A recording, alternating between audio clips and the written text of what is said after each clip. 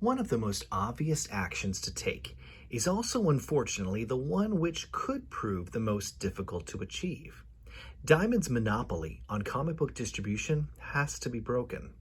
Monopolies are bad for business, period. Distribution is the foundation of the direct market. If it fails, comics can't reach stores nationwide, and the entire industry collapses. There are a handful of alternatives to Diamond, such as Cold Cut, which primarily handles independent comics. But for the most part, it's a one-man show. The distributor wars of the early and mid-90s left Diamond standing at the top of the pile after Marvel's Heroes World endeavor ended in failure and Diamond purchased Capital City. Clearly, there's less opportunity for growth in the industry when only one company calls the shots.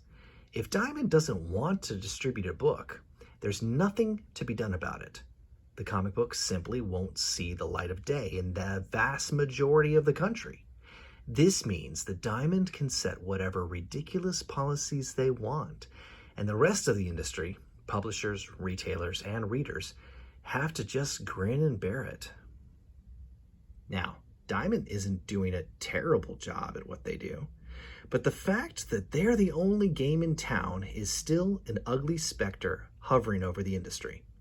Admittedly, I'm not qualified to propose a perfect fix, but I can tell you it won't be an easy task. Building new distribution systems from scratch is one option, but finding anyone willing to take that risk would be difficult given the failure of previous distributors. Splitting Diamond into two separate entities is another option, although one can hardly expect Diamond to volunteer to do so. Short of a court order, this isn't likely, although it might be the most logically sound solution.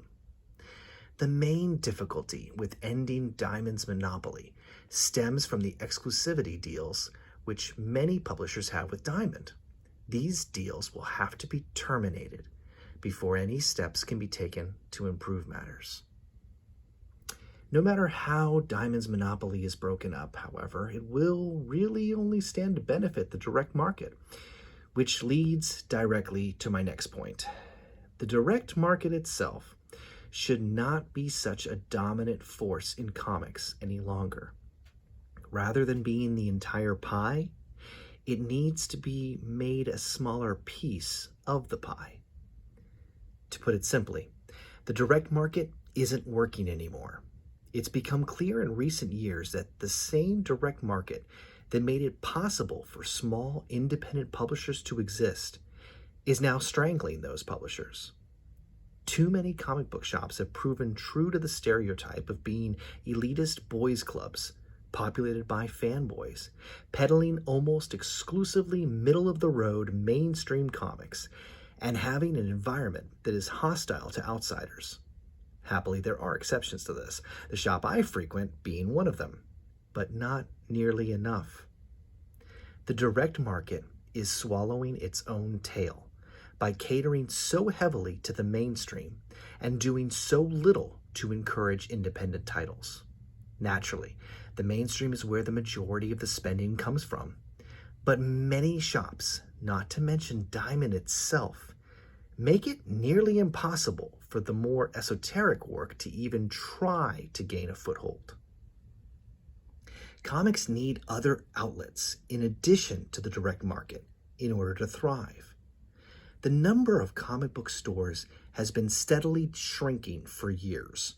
Imagine if you could only buy dairy products at special dairy stores, and that such dairy stores were so few and far between that you couldn't simply drive around the neighborhood for a bit and hope to find one. Instead, you'd have to call a directory assistance, look through the yellow pages, or ask friends and neighbors where the nearest dairy store was, and that advertising for dairy stores was virtually non-existent. Then, when you finally find a dairy store, all it carries is the 2 or 3 most popular brands of dairy products.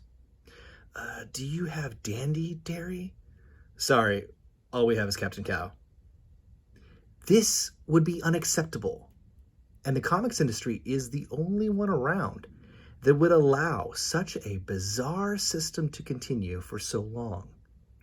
Even if huge numbers of people suddenly wanted to read comic books again, they wouldn't know where to find them.